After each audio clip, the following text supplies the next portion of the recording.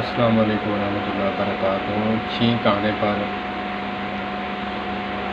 چھینک آنے والے کو الحمدللہ کہنا چاہیے اور ساتھ والے کو یرحمک اللہ، تیسرے کو یہدیکم اللہ، چوتھے کو یصلح بالکم۔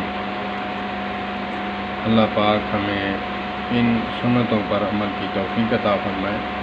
اور ایک تو ایسا تھا کہ غالباً صحابی رسول، علماء فرماتے ہیں صحابی رسول نے چھینک لی اور دوسرے صحابی نے کہا کہ اللہ کی تعریف اس نے نہیں کی، میں اس پر یرحمک اللہ نہیں کہوں گا، کیونکہ اللہ کی تعریف کرنے پر پھر میں اللہ کی رحمت اس پر بھیج سکتا ہوں۔ اتنی وعید ہے کہ چھینک آنے پر مکمل جوڑ انگ کھل جاتے ہیں، اسی لیے اللہ کا شکر بجا لانا چاہیے۔ السلام علیکم۔